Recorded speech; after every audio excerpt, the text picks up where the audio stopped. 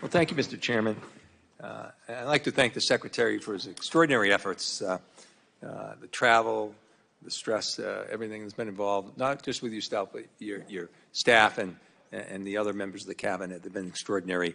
I want to center on Ukraine for the focus of my attention. A war that began in 2014, 6 years before Joe Biden became President of the United States, and one that, as that war escalated while he was President, he put together a coalition, unprecedented coalition of 56 different countries dealing with a contact defense group, working to, in conjunction with all our allies and the NATO allies in particular, 32 NATO allies that expanded under his watch as well.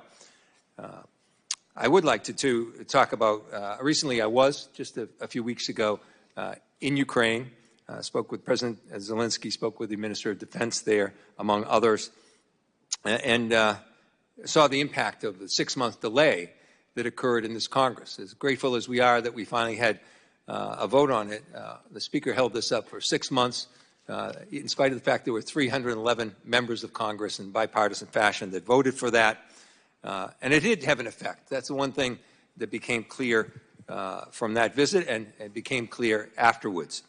That also is a concern that people had. Our NATO allies that I'm in contact with all the time are concerned not about our current president, but our former president, who, in spite of the fact that about 2/3 of our NATO countries and NATO allies have reached their threshold, has said that if all of them aren't by that time, including a country like Luxembourg, then they'll be on their own.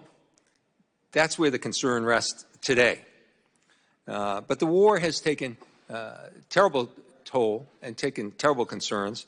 There's somewhere in the vicinity of 120,000 documented war crimes by Russia.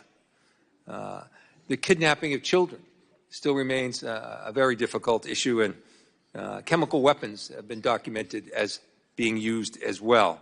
And the attacks on the infrastructure are enormous, particularly in major city, the second biggest city of Kharkiv.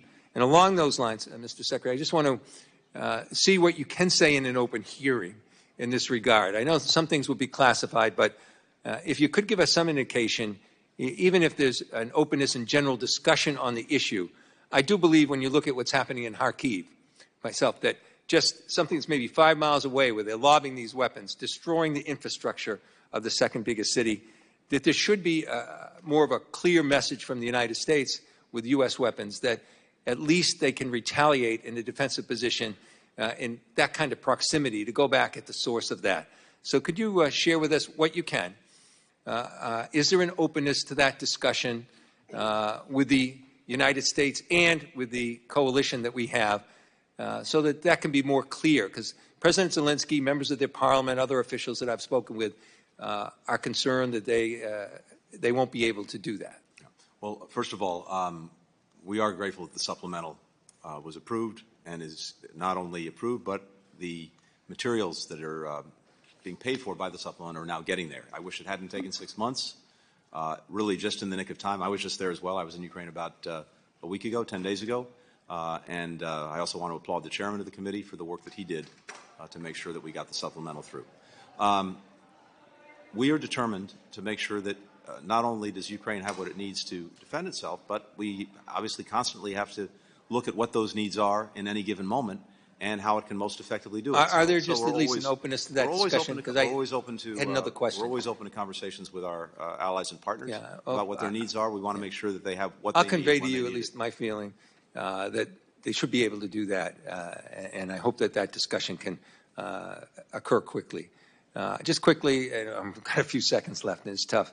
I just wanted to deal with Georgia, for instance. There's a real concern in Georgia now about backsliding that's going on now, the controversy about the foreign agents press bill in Georgia. Could you just comment on our efforts to try and deal with that issue? Yeah, we're very concerned about the foreign agents law that was passed. I think it's right out of Moscow's playbook, unfortunately, and I think it clearly counters the desire of the overwhelming majority of Georgians to move toward the EU and EU integration. So we are looking very hard at what we can do in response to that. I anticipate we will take actions. The EU is looking at the impact on the accession process for Georgia, so I would anticipate that there'll be things to come because of the impact that this law may have. Due to the constraints of this time, I'll have to follow up with some written questions. Be happy. Again, I thank you for extraordinary service, and I yield back. Thank you. Gentleman yields. Chair recognizes Mr. Wilson.